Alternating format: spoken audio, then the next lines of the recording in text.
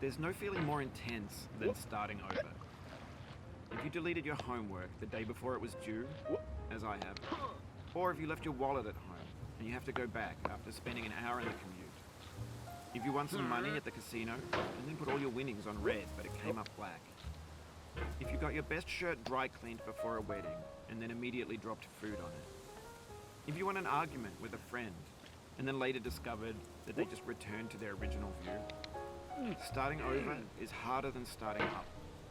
If you're not ready for that, like if you've already had a bad day, then what you're about to go through might be too much. Feel free to go away and come back. I'll be here.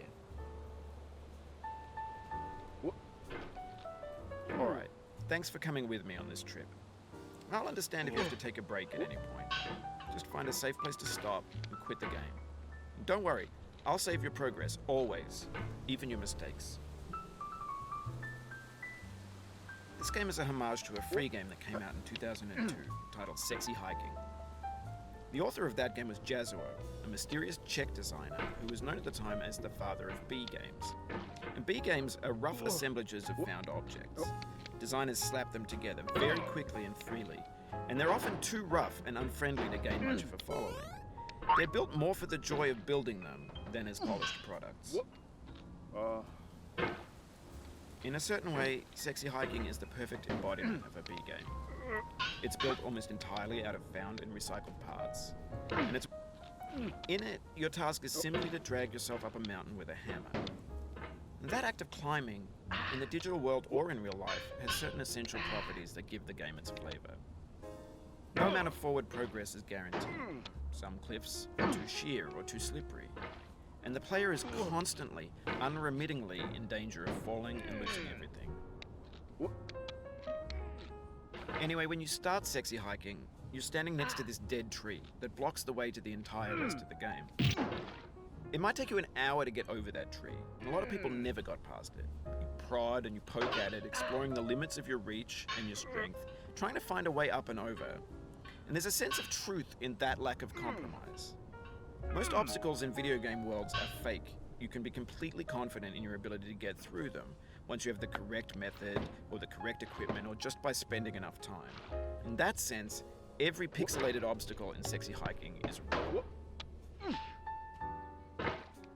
The obstacles in Sexy Hiking are unyielding, and that makes the game uniquely frustrating.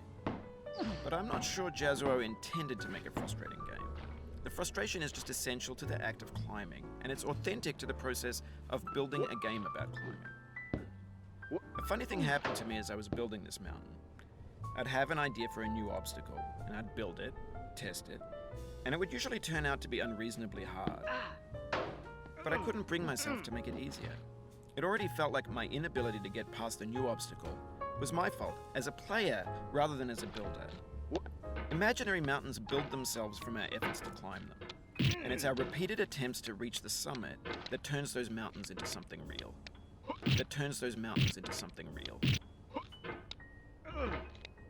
When you're building a video game world, you're building with ideas, and that can be like working with quickset cement.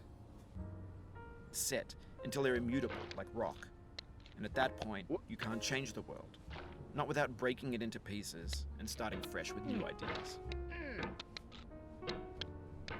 For years now, people have been predicting that games would soon be made out of prefabricated objects, bought in a store and assembled into a world. And for the most part, that hasn't happened, because the objects in the stores are trash. I don't mean they look bad or that they're badly made, although a lot of them are.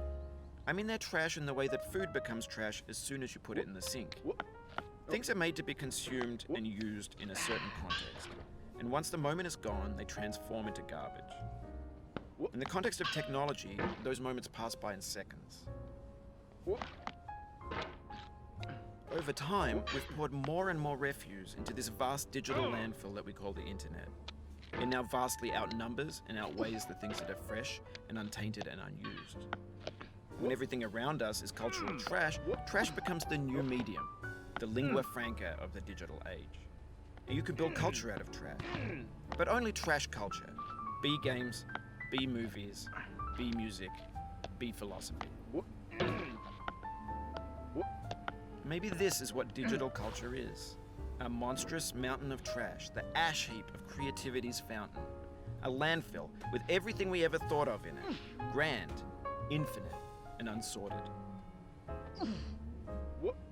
There's 3D models of breakfast, Gen X's fanfic novels, scan magazines, green screen Shia LaBeouf, banned snuff scenes on Live League.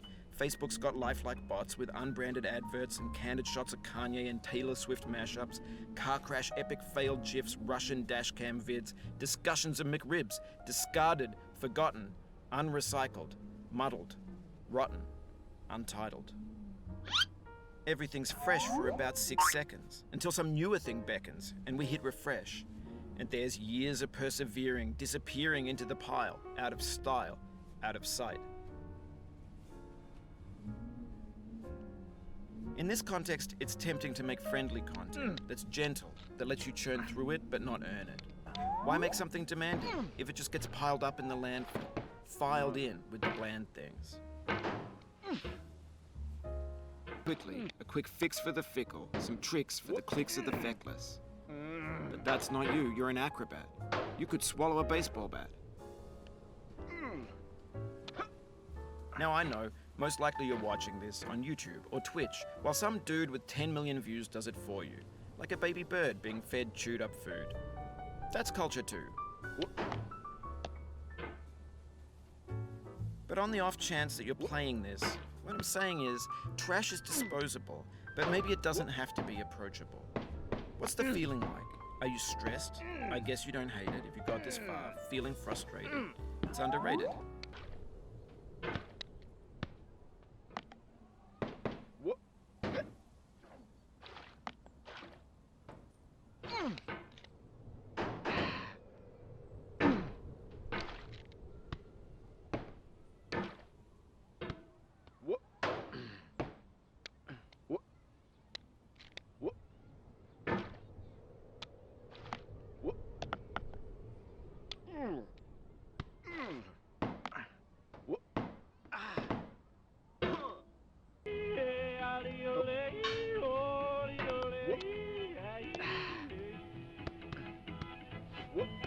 Turn down, boy, turn down.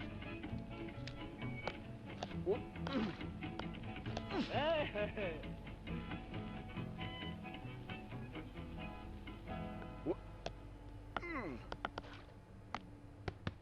The soul would have no rainbow, had the eyes no tears. John Vance Cheney.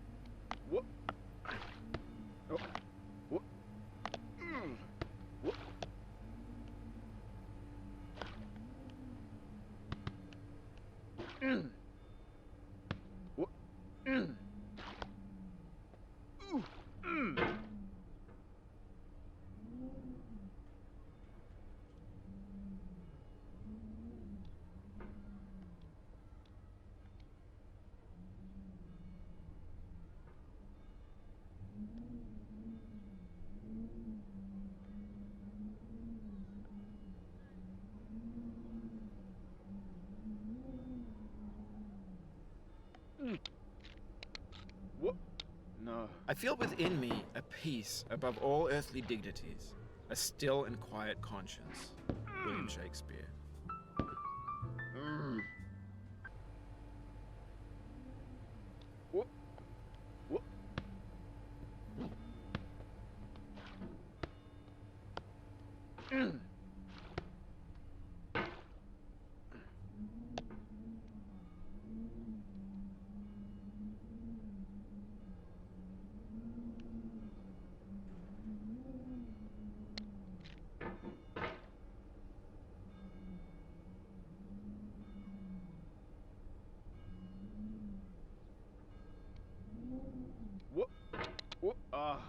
You cannot now believe that you will ever feel better.